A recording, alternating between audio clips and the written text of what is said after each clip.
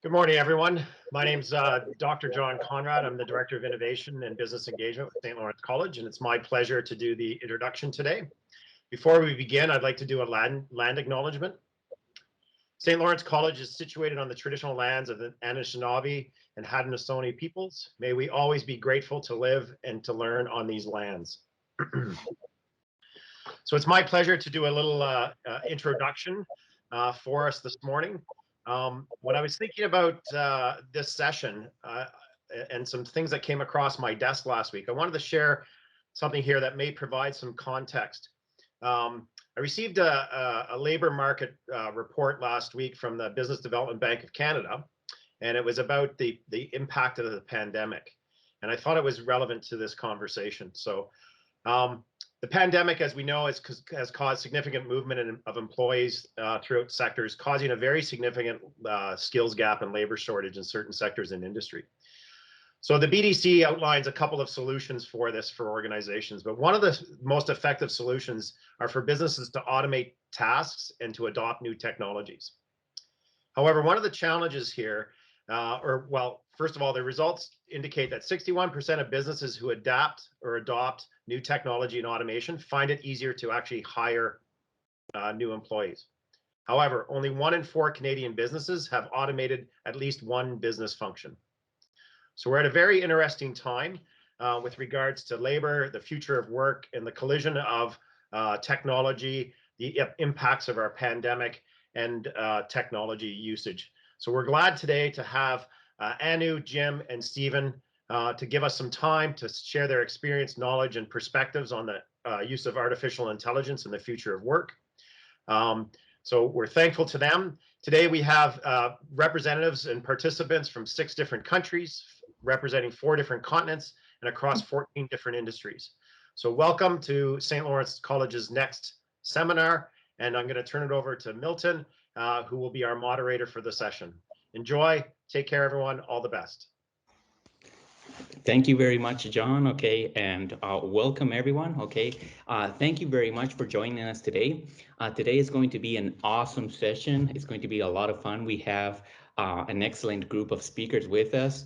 And just to give you an overview of how the webinar is going to work, at first, we are going to be answering all of those questions that you asked, let's say in the registration form.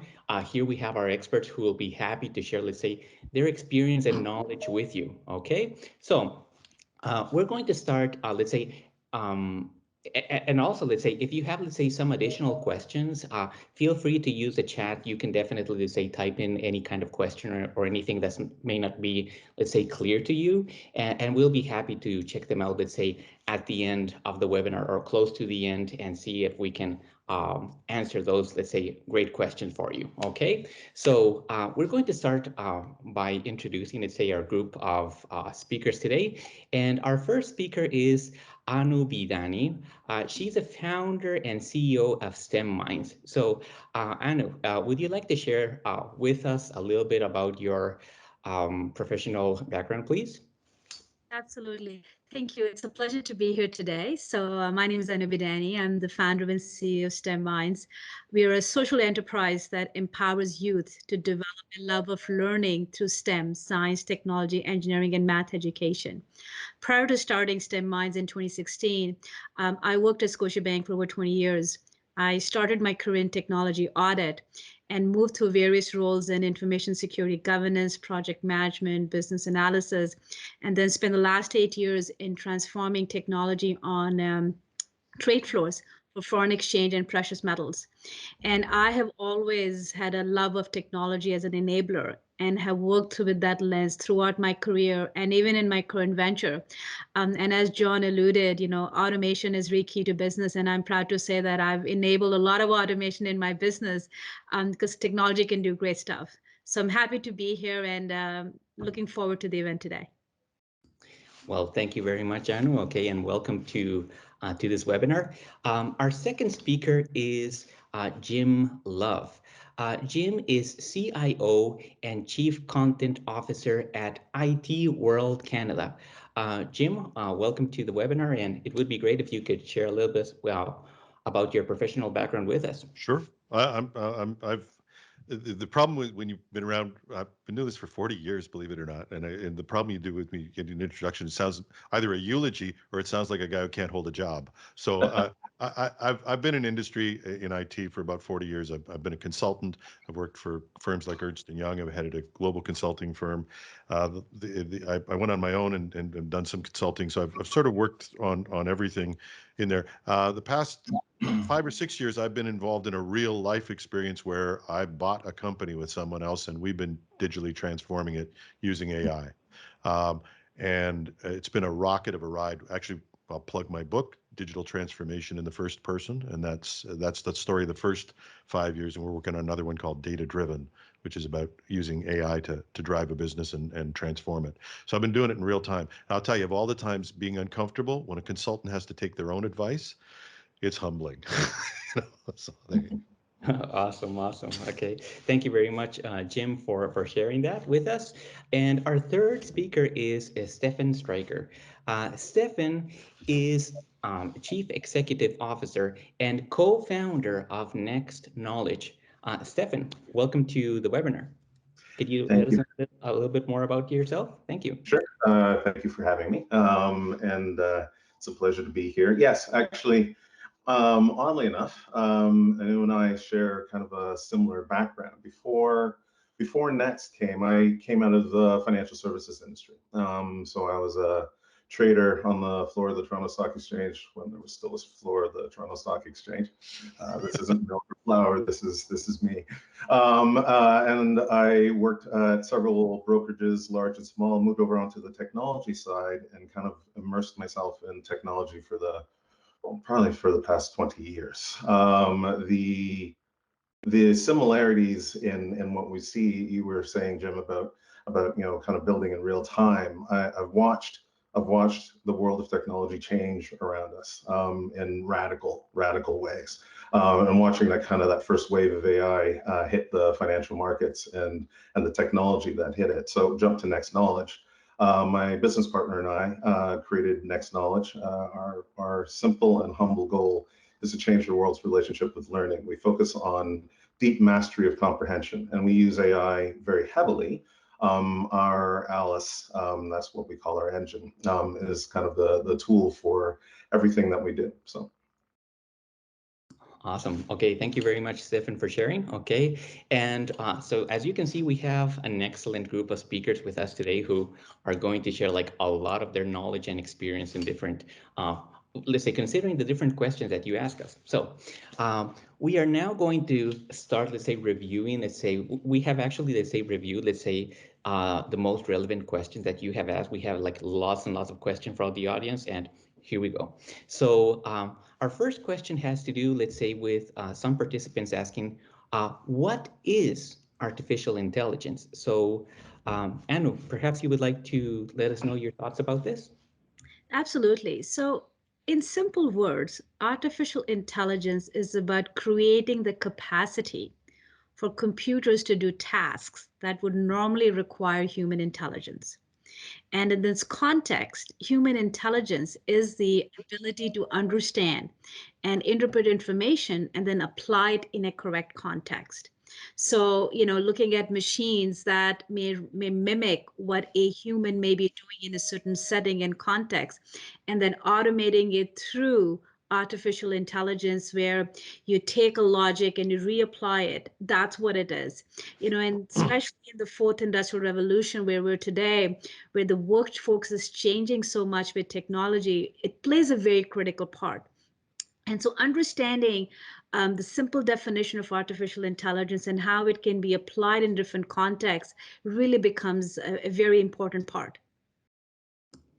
Thank you very much, Anu. Okay, so there we go. We have an idea, let's say, of what AI is. So another question that we received, let's say, from our audience has to do with what's the difference between specialized and general AI or general artificial intelligence? Stefan, perhaps you would like to share your ideas? Sure. And actually, I'll kind of feed a little bit off of where Anu ended there. So the two general bits are specialized and generalized. Specialized is the AI that we've all kind of run into already. It's programming that is built around a specific task, around a specific purpose, whether it's as complex as mining data or more importantly, finding a pattern in a large body of data, or something as simple as create this action after this event happens. The weather, a prediction on whether it's going to rain for the next 3 hours. Generalized is more the AI that we've grown to become afraid of. The talk of the Terminator and the Matrix, where it's an intelligence that wasn't built for any particular task, and it can effectively think the way that we can and jump from task to task to task. The concept of a generalized AI, though, is quite a ways into the future. The processing that is required for a computer to truly think and respond and react and adapt like we are is probably decades away. And then when you look at the concept of the power behind it, not only the processing, but the actual physical power. I was reading a statistic that said that about 10% of the world's energy is used on data processing. And that is in a world in which most of the AI is that specialized, task specific. So I think we're probably a few decades away. The good thing is, though, and in a conversation earlier, Jim had mentioned that there's a lot of benefit to be had in those narrow lanes. That if you dive deep enough with one of these programs into a particular task, like for example, us with Comprehension, you can find and unearth some things that you might not necessarily see in any other fashion. So. Okay, awesome. Thank you very much for sharing there, Stefan.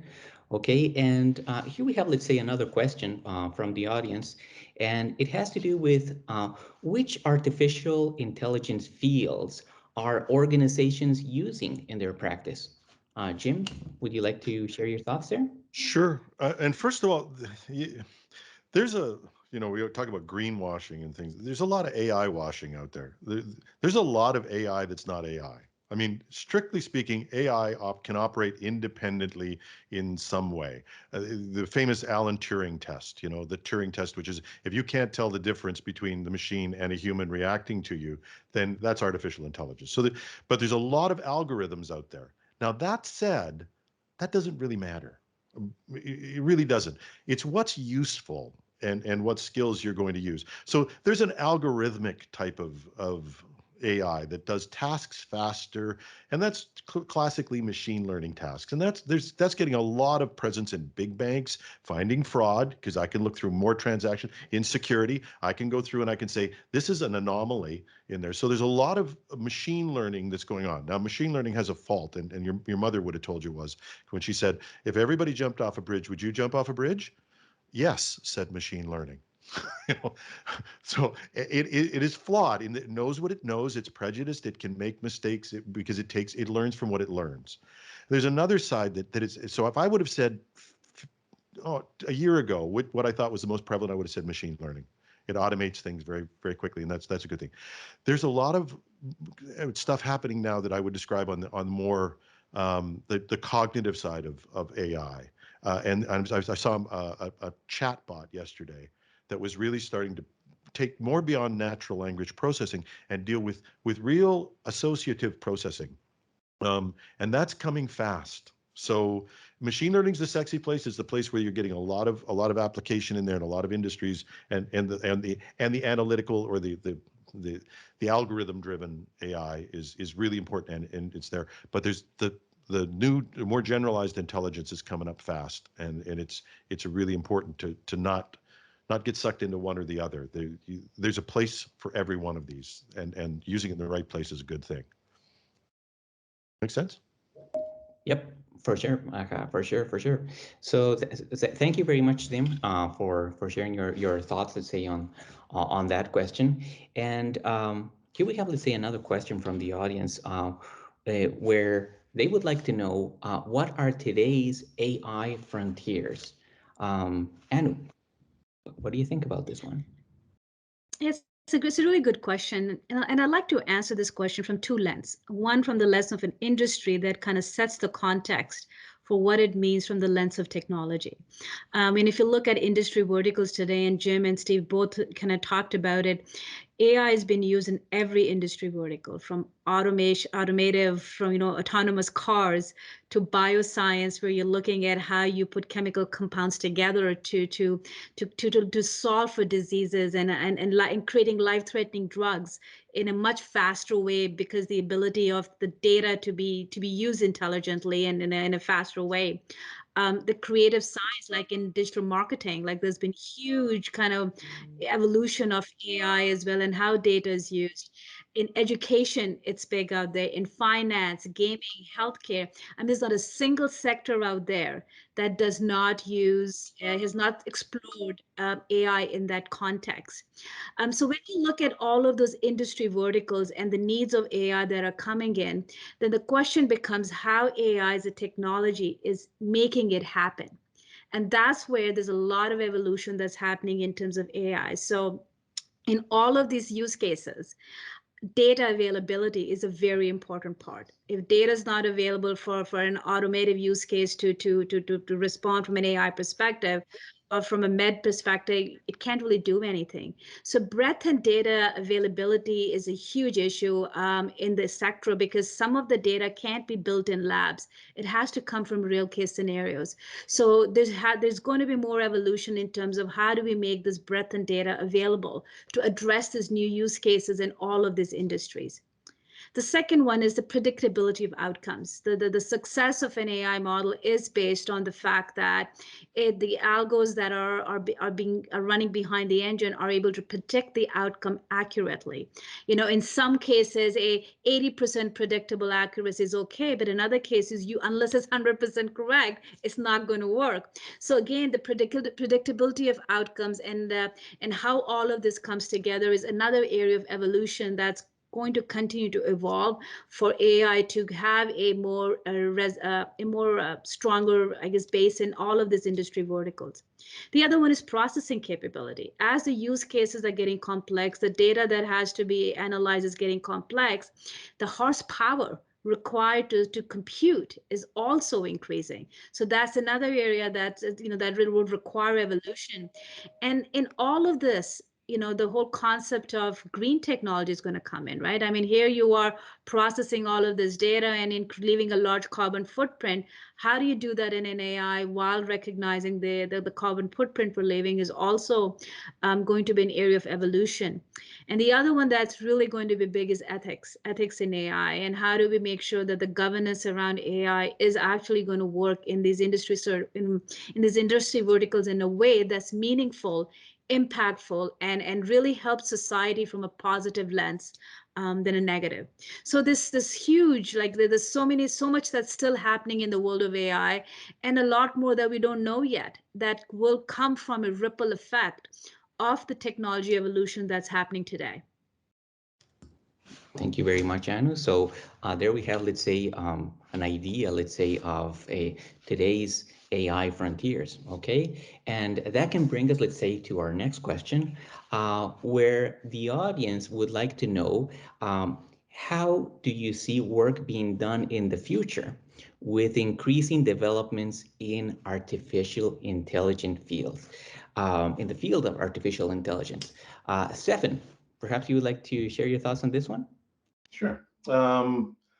I know that there are a lot of predictions, and actually I just took a very quick look at the chat, and somebody had asked about the future of intelligence and whether it be held in little spots. I personally believe that technology has always existed to help us do things, to help us evolve, to help us grow. Take the wheel. It was originally not meant to transport us. It was meant to be a potter's tool. Long before somebody put it at the bottom of a chariot or at the edges of a wagon. And every time an advance in technology came, something else advanced with us. We're able to build more things because we can move materials from one spot to the next in this wheelbarrow, or move crops from fields to towns, or people from town to town. AI is no different. It's a tool that, if we embrace it, I think can actually help us evolve. When you look at that, that's always ripe for abuse. Of course, we as humans seem to have a long history of abusing things that should be good for us. But I do believe that in the future of work with AI, and I do see a human in the room with AI. I don't think that it will replace us. I think that AI has the ability to scrape through massive amounts of data. Look at what's happened with COVID and tracking. Being able to take infection rates and know what's working in one area and what's not working in another area, and be able to real time adapt. These are things that humans can't do, not at this speed. I think that there is a world in which we both work very harmoniously together, and let the human in that element bring their sense of creativity and wonder and randomness to the forefront of work. Thank you very much, Stefan. So there you go. It's like people and AI working together. Okay, awesome idea there. Okay, thank you very much, Stefan.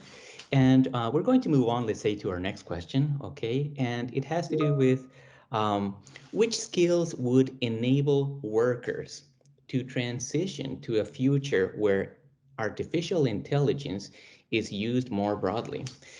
Which skills? What do you think, Jim, about this one?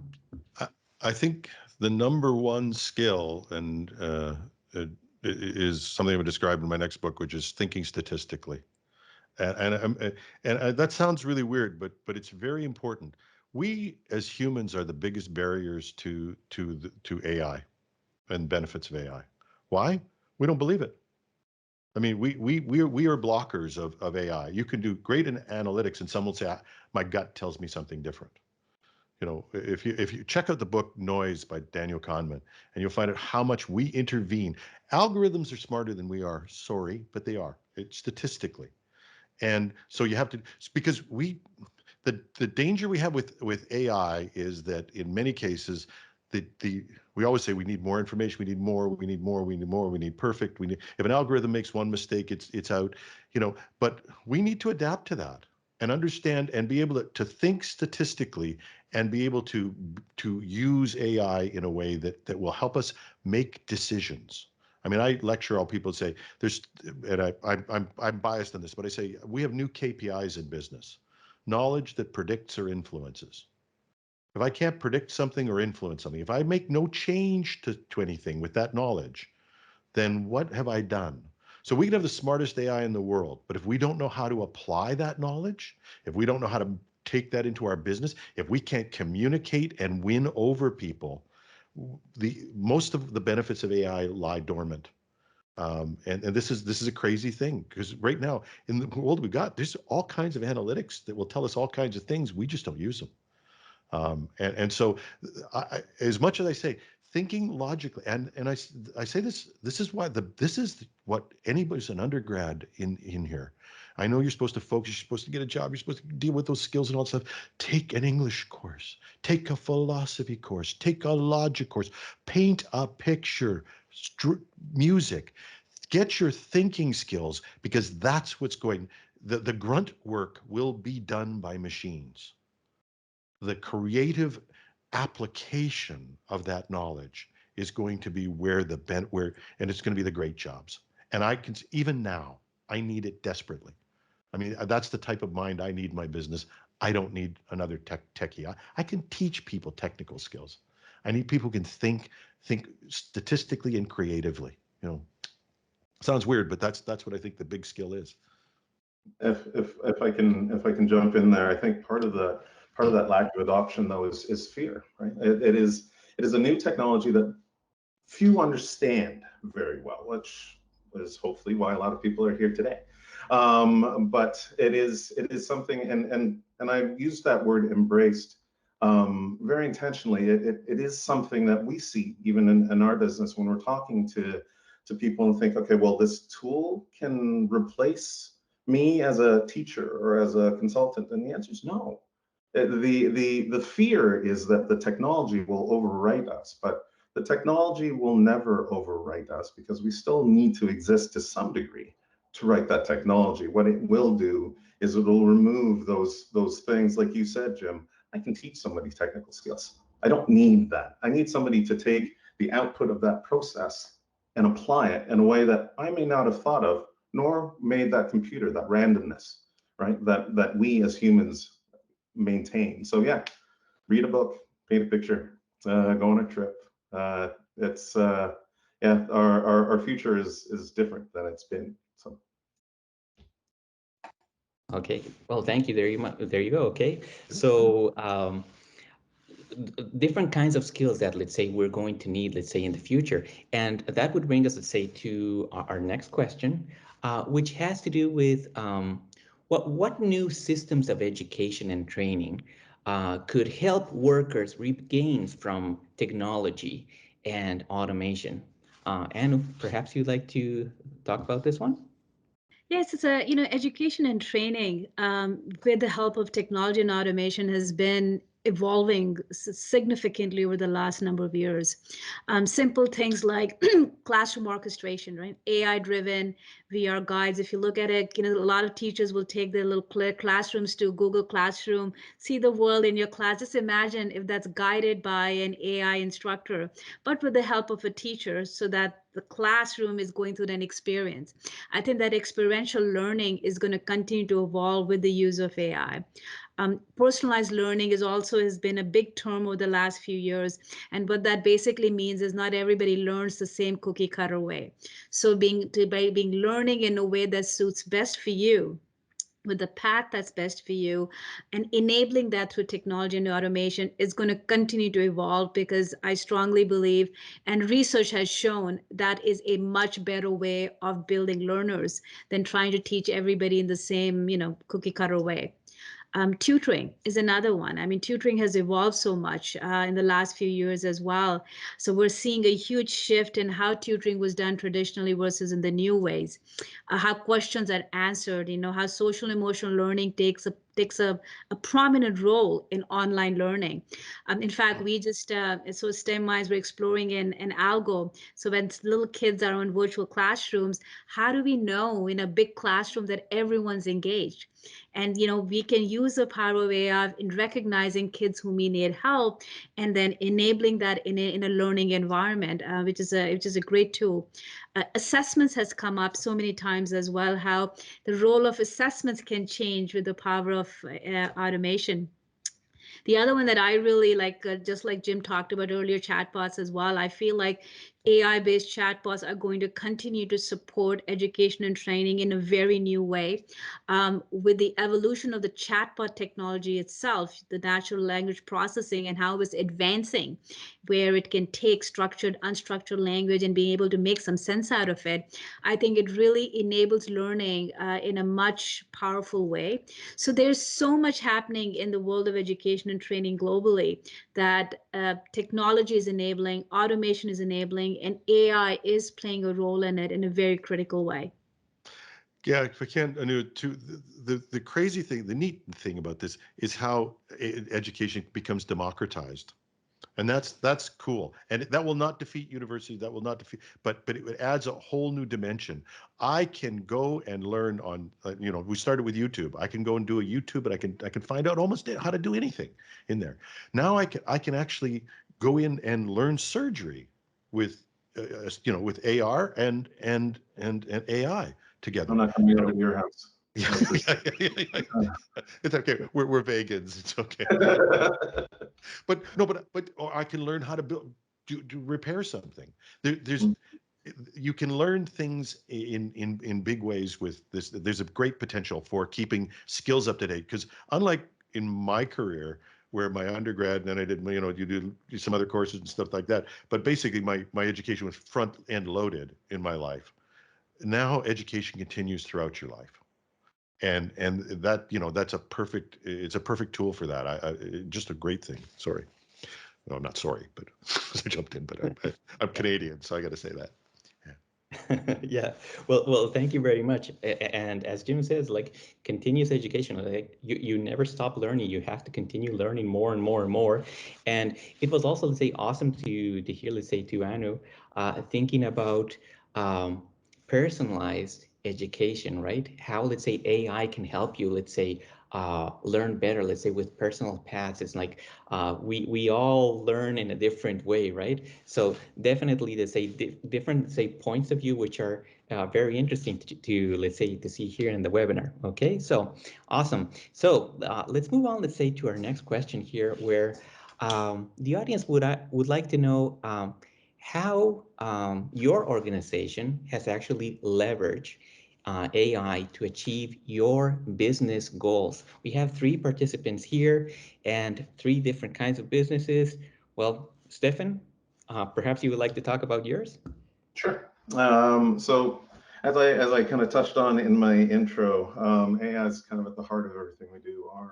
Our engine, her name is Alice, our artificial learning intelligence and comprehension engine, and she is our comprehension tool. She's our content creator. She's our analyzer of reams and reams of data, and she is the companion that lies under the skin of everything that we've done.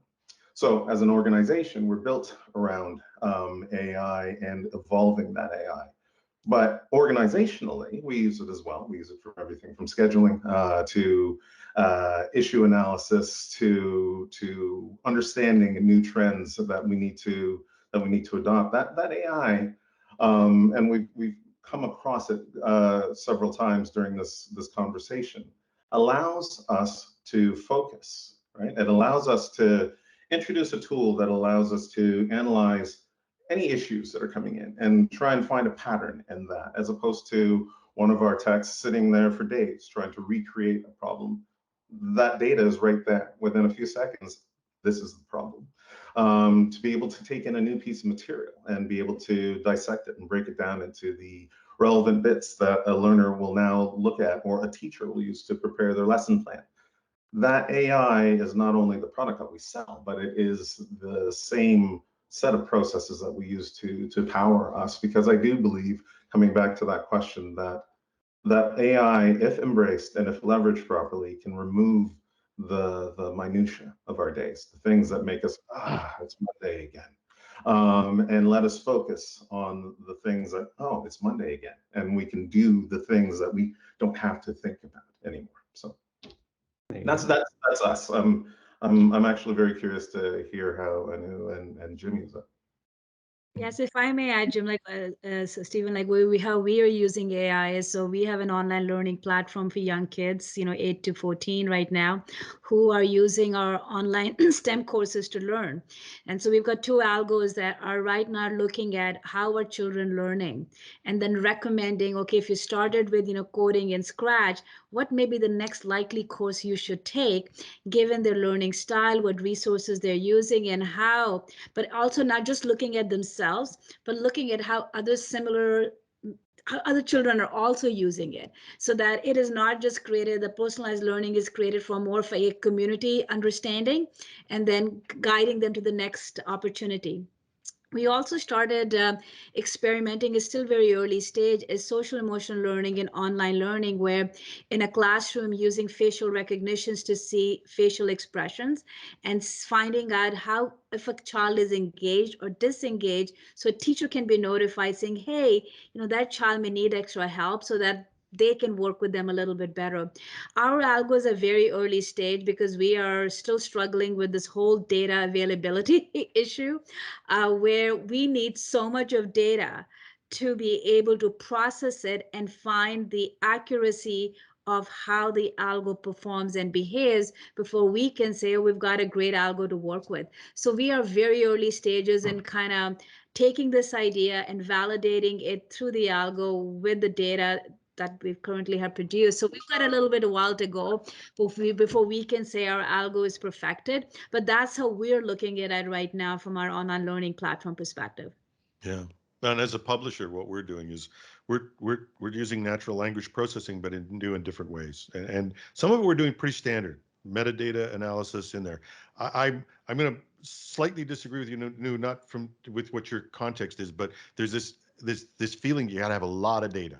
And I was talking, we have 2 students or 3 students from another university who are doing a program with us to develop it. And they go, well, Google has more data in a day than you have in 20 years. And I go, this is the new challenge of AI, is wide data, small data, and being able to do this. And and you have more data than you think you have, and you have more measurement than you think you have. So I don't want to make an excuse that I don't have the data. I want to drive in. And so what we're doing is we're trying to read all the publications, identify, and from sampling of the data we can pull, try and figure out if we can be predictors of what somebody wants to read or somebody needs to know. And that's the new publishing. That's the new conversation in publishing with an anonymous audience. Don't forget, the web introduced the whole anonymity of your audience. You don't know your audience anymore. They can come from anywhere and all that, and you have to anticipate their interests. And that's our challenge with AI right now. We're actually working with a Canadian company to read all of our stuff and come back up in there and say, and place a bet. And my bet is I could show you something you're more times than not. I don't have to be perfect. That's the mistake other people make with AI as well. I don't need to be perfect. I need to be better than I was. So I'm placing a bet that if I show you something, you're going to be more likely to read it than not. And that helps relieve the data problem and the perfection problem that we get into. And I'm not but it's just a different approach that we've taken. If I can get you to read 2 pages instead of 1, if I get you to read 3 pages instead of 1, if my bet pays off more times than not, we win. And that's the attitude we've taken on it. And it's been exciting. I will tell you though, changing the mindset of people, that's what goes back to our earlier question, has been my biggest problem, not the technology. The technology, even the data is relatively simple. Getting people to actually get their minds around this is the interesting problem. Yeah, no, you made an interesting point there about just the amount of data, because that's one of our benefits, and that's also one of our challenges as an organization. We don't reach outside of what a user has brought to us. Our analysis is that document. So how do we extract the maximum amount of value out of the document that's in front of us, as opposed to going out to some other relational database and assembling like massive amounts of data that we can then sift through to try and make an analysis. You're right. The amount of data that's out there, and when data collection, these data lakes started being formed, and this harkens back to my financial technology days. You saw institutions and banks and exchanges building monstrous lakes of data, just filled with every single data point. Guilty as charged. but having no idea what we're going to use it for. But it must be important. It's kind of like a hoarder in his receipts, right? And I say that honestly because I have 2 boxes of behind me. But just pitched it in here because something in here must be important. But the reality of it is, not everything is important. Some bits are important. So yes, it's a mindset on so many fronts where, great, we're going to collect as much as we can to what's relevant, right? And getting people to think that way. I just want to add one thing, Jim. I totally appreciate your perspective on it. And, the biggest challenge is when you're working with young children whose minds are still developing, it's very hard to say that I can correlate data from different sources and make meaningful sense out of it. And that's what I am struggling with, is as a visionary leader and trying to create this in my business. It's how much should I rely on authentic user data versus that's correlated with deductive reasoning and applying it. But it's a very, very valid point. We can absolutely do amazing things with the existing data we have, or keep hoarding data and not know what to do with it. So a problem that has to get solved at some point. Yeah, it's a great, and I put a book in the chat if anybody wants to read it, I'll make a link to an interview I did with this guy available to the college. You can send it. Doug Hubbard, How to Measure Absolutely Anything. And Doug Hubbard's thesis is you always have more data than you think you do, and you can make decisions with less data. And there are some mathematical things that people should look at. That's what I mean by expanding your mind in there, and predictability tests and things like that, where you can do a lot of prediction with very little data, and you don't get dragged in. We didn't call them data lakes, we call them data swamps now, because you build all these things and 70% of the data is still dark. Nobody's, it's like, I've got more data than you. I got the data. Yeah, sorry, I'm on a tirade. But check this out, and like I said, I'll get a link for people that they can take a look if they at an interview with them if they just want something more accessible than that. Awesome, thank you. Okay, so there you go. You're seeing different points of view, let's say, from our speakers. Okay, definitely, let's say, interesting points of view, and let's say on how to get, let's say, artificial intelligence working and the amount of data that we need. Which data should we use? Should we use this? Should we use that? Do we have enough? All of those questions, right? Good, awesome question there. Okay, and we're going to move on, let's say, to our next question, which has to do with competitive advantage. So The audience would like to know what would be the competitive advantages and disadvantages for organizations that adopt artificial intelligence as a tool for their practice. Jim, would you like to share your thoughts on this one? Sure. There are lots of applications, and this is what I mean in setting your imagination. My belief is that AI will be a commodity in the next X years, 4 to 8. I don't know how long, and it's already setting up. You can see Watson, you can see DeepMind, you can see these people are going to sell AI as a commodity. The processing piece of it is no longer going to be. It's going to be as a service, but the imagination. We're not limited by technology. We're limited by our imagination. Just some examples. You got an assembly line, and you need to find out whether a certain part is going to absolutely fit. Well, you can do your model in there, and you can expect them to find out with a greater degree than a person can do, a greater degree of certainty than a person can do. You can, if you got computer vision, you can keep, a car. You watch the cars get spoiled. You'd be amazed how many cars get reworked because of a simple error that keeps happening because people can't catch it fast enough. Investors, small chatbots, businesses being able to deal with. It's hard to deal with a lot of customers in there. The more you can use the front end for AI chatbots and things like that. Think about places where an algorithm can do it better, and try to let your imagination take over. What if? And you can find all kinds of places, but look for a problem. One of the greatest problems to look for is not like we used to have these discussions about AI was going to replace us. Forget that. We have a worker shortage in this country. So we need, and even when we've got people working places, productivity is great. So look at places like that. The big applications for fraud and security and things like that. They're all played out. But the real interesting place to be is with smaller businesses and finding ways that you can help them leverage AI to get a competitive advantage. And there's lots of places. Okay, so there we go. Okay, so let's say some thoughts, let's say, on how to use AI, right? And let's say how imagination, right? What's the role of imagination here? Like, what can you think like AI can do for organizations so that it can actually, let's say, help organizations thrive? So that can be, let's say, the challenging part sometimes there. Okay, so thank you very much, Jim, for that one. And we're going to move on, let's say, to our next question here. And this one has to do, let's say, about nations, right? Because we have different countries that are adopting AI, and some can do it, some may be, let's say, for some it might be a little bit complicated. And the question is, like, what can nations do with workers that can't or don't want to update their skills in a future where AI is used more broadly? Anu, would you like to share your thoughts?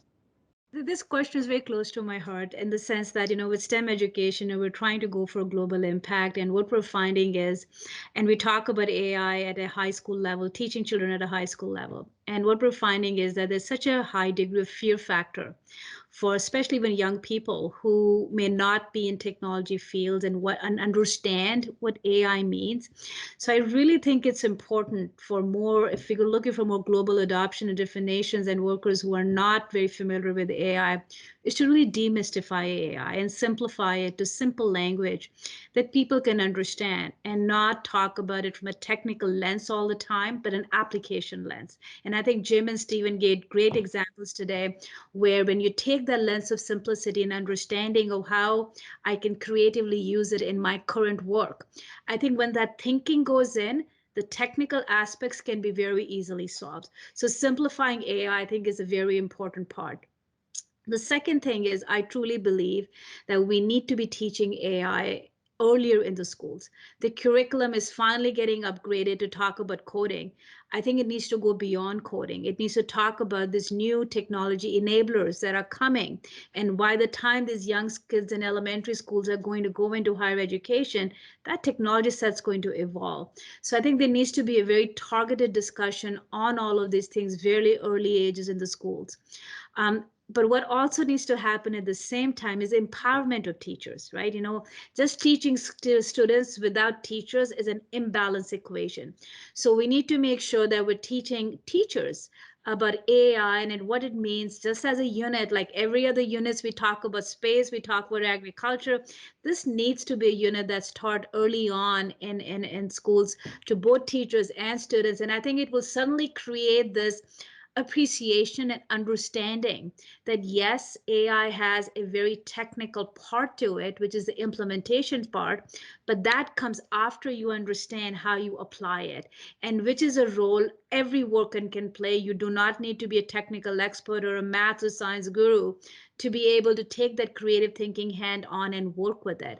So, in fact, recently in I think the World Economic Forum and UNICEF, Lego, they all are kind of working together.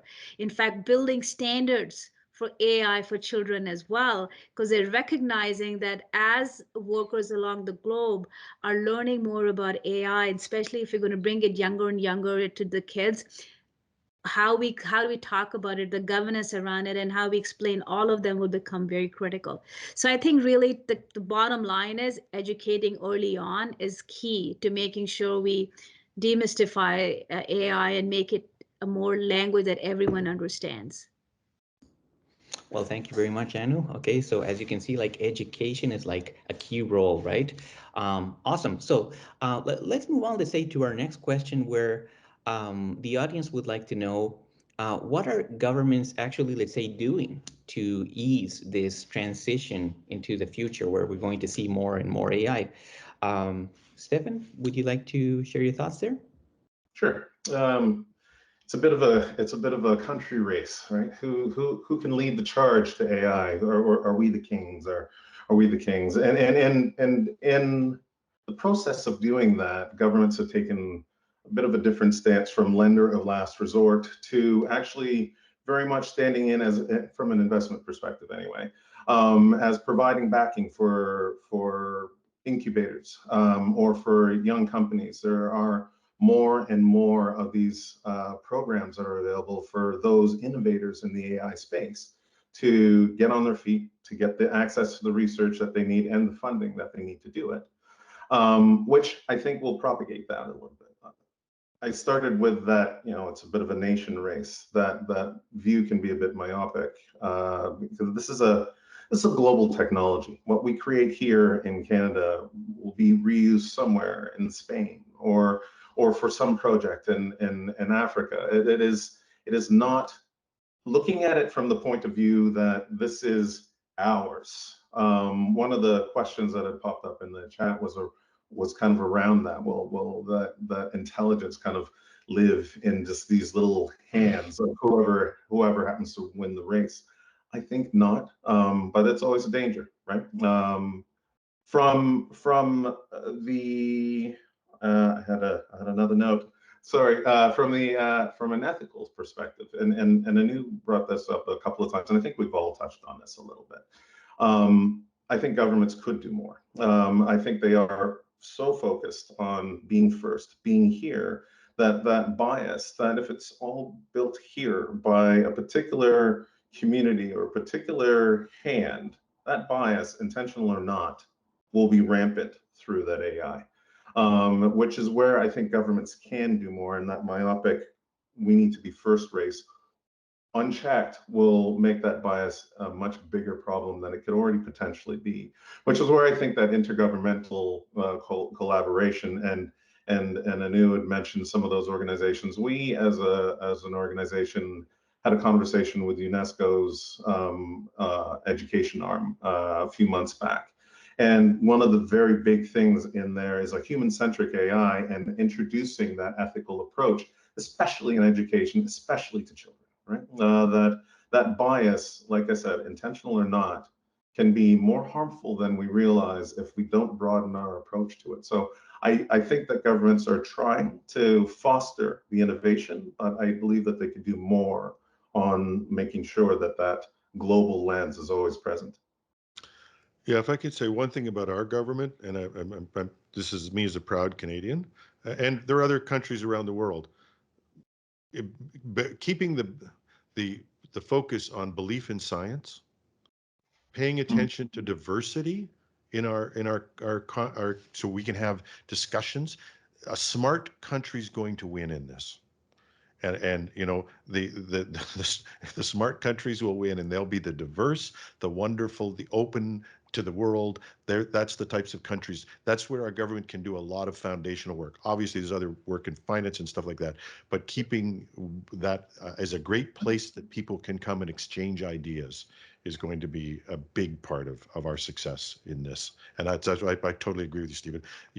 Not everybody wins because they're big commercial places and all that stuff. They're going to win on smart people, and the government needs to do that. And that means more on education.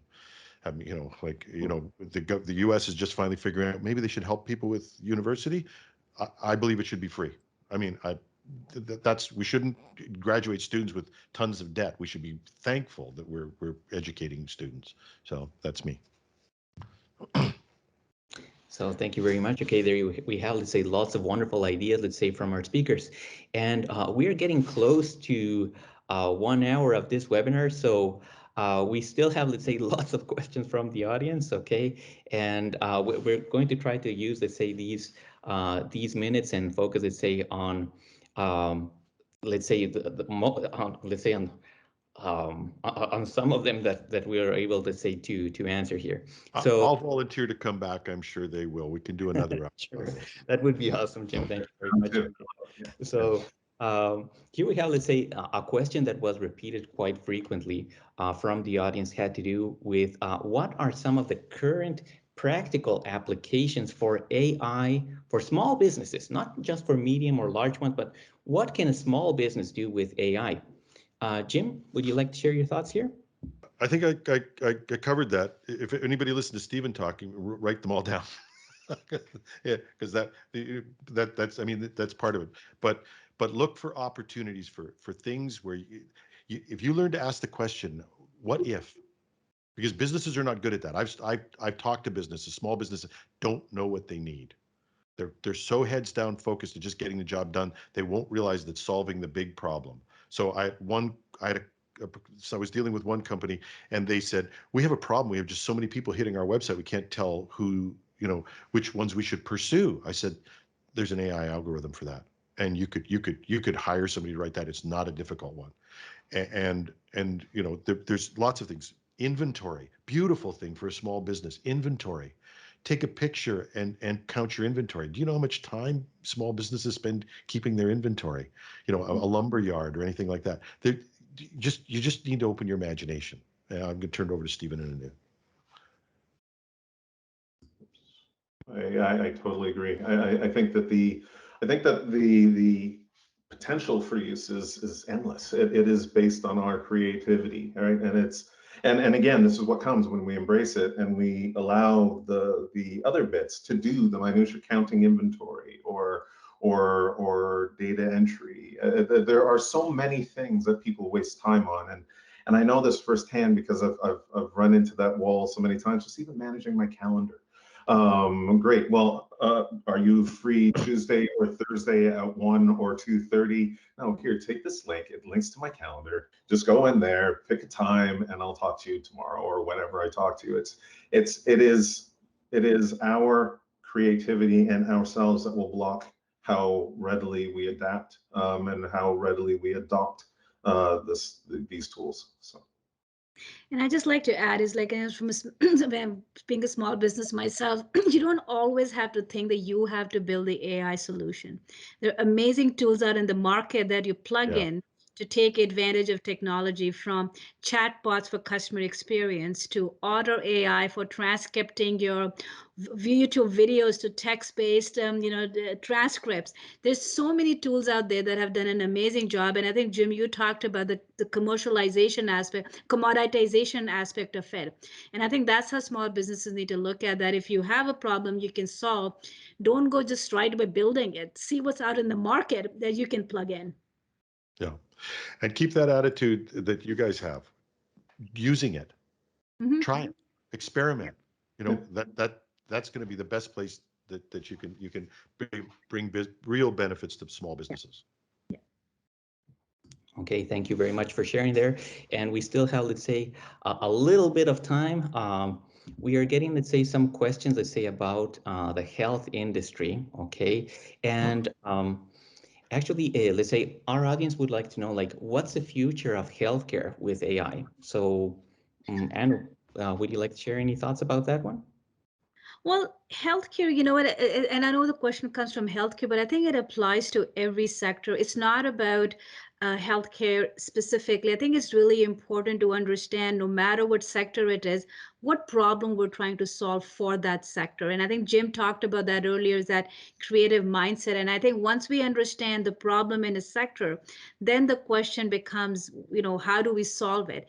And there's lots happening in healthcare. I mean, and even from training new surgeons with, you know, AR, VR, with AI, you know, and looking at ways of creating new medications and solving the problems in the industry itself. So there's lots of solutions that are happening in healthcare, and they're coming from people who are in the industry, looking at problems they're facing day to day from an administration and records and surgeries, and saying, how do we solve it, and where AI can come in and play a role in it.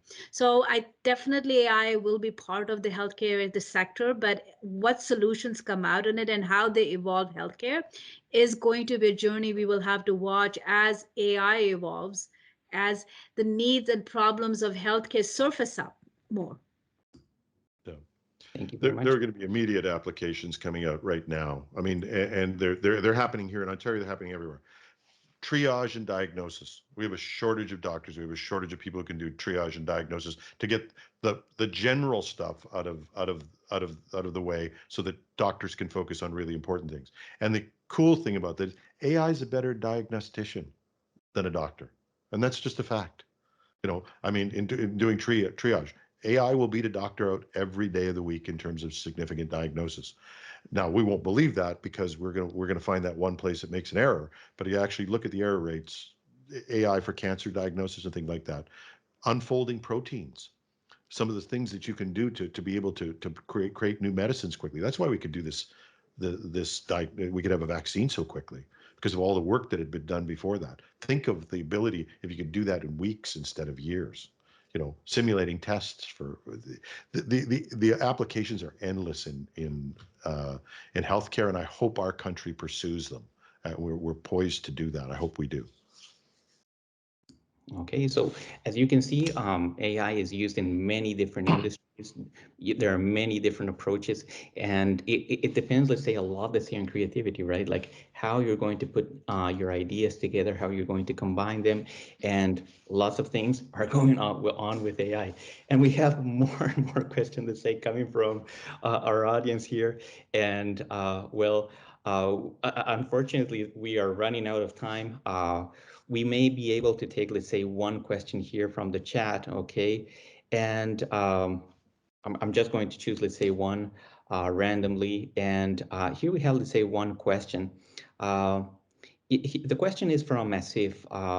Wouldn't progress make us dependable from AI? And here we have, let's say, this question, which we can think about. If we would become, let's say, ever more depending on AI to continue progressing, will we become, let's say, completely dependable on AI, so that, let's say, progress can continue happening? Perhaps, let's say, any of our speakers would like to share their thoughts. While these two guys are thinking, let me jump in. That train left the station ages ago. Yes. In 1962.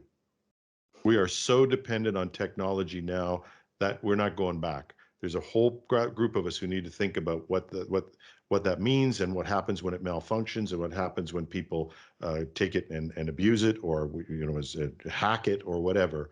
That train left the station. We could not function as a world right now. We can't feed 7 billion people. We can't run anything. A highway goes out in BC and we collapse. That's just, we got to get rid of that as the question. The real question is, what do you do about it? I agree. I think 1962 is probably actually even far later in the game. I would go back to the invention of where I'd started with the wheel. right? We have been dependent on innovation and technology and tools, which is what AI is. It's just, it is a tool. And I think that's maybe part of the thing that generates a question like that. And I think you're absolutely right, Jim. That's the wrong question. And not to pick on the person who asked the question, it's a perfect question. Yeah. It is what do we do with this new technology? But yes, there are a lot of things that AI will do in that commoditized form that will be able to do all the little things that we no longer need to do. It doesn't necessarily diminish us. It allows us to do other things. That randomness of people that I mentioned when I was talking about specialized or generalized AI, that yes, while there are more generalized AIs coming up, they will still never, well, not never, but not soon, meet our input into that process, our creativity, our wonder, our randomness, the ability to do things that can't be tracked on a chart because we're humans, right? It is, yeah, the question really is, and you're bang on, Jim, it's what do we do with it, not how dependent are we on it. And if I may just add, like the other day, we're in the fourth industrial revolution, and what has changed from the first industrial revolution to today is the human race designing and controlling how they use technology, the governance around it, the ethics around it, putting boundaries around it, that we're never in the same place we were in earlier revolutions. So I do believe on a go forward that yes, it will always be there, but we are in control of how we wanted to run our lives and to what extent, and the putting boundaries around it, where ethics will come into a big play, and the governance around it. Yeah. A million years, or however many years ago, I'm not, and you're right, Stephen. Somebody picked up a piece of bone, and one person used that to make a tool that made their lives, made clothing for them, and helped them survive the global freezing that was happening at the time. Another picked it up and killed somebody. Our problem is not technical, it's social. Our opportunities are not technical, they're social. And that's what I mean. I didn't mean to dump on the person who asked that question. I'm just saying, don't focus on that stuff. Focus on how we can make this take these tools, because they're not going back. The genie doesn't go back in the bottle. How can we use them effectively and to make our lives better, and make other, as we talked about, make other people's lives better. Okay, so you can see like lots of wonderful ideas are going on here, and we have more and more questions coming on. Yeah, great discussion, very interesting. Yeah, indeed. Well, unfortunately, we have ran out of time, okay? And as you can see, this is a wonderful conversation that hopefully will continue, let's say, taking place, let's say, in the future, let's say, with future webinars. I would like to thank, let's say, first of all of our speakers for being here, Jim, Anu, Stefan. Thank you very much, let's say, for sharing, let's say, your time, your knowledge, your expertise, let's say, with our participants. And I would also, let's say, like to thank our participants, let's say, for all of your interesting questions, okay? Yeah. I know that there were, let's say, more questions, but there were like lots and lots of questions, let's say, from different industries, okay? Different people would like to know, let's say, how to use AI, and like, let's say, what's going to happen with us in the future. So it has definitely, let's say, been, let's say, a wonderful experience, let's say, and a conversation, a very interesting conversation with all. Okay, so thank you very much, let's say, for all of you for being here, and let's say for the team who also, let's say, has been supporting us, let's say, throughout all of this webinar. Okay, so I encourage, let's say, participants to continue to subscribe, let's say, to our page, and to be, let's say, alert of, let's say, future next webinars that we're going to have here. Okay, thank you very much. Okay, and I hope you have a wonderful day. Okay, see you there. Great. Thank you, guys. This was fabulous. Thanks so much.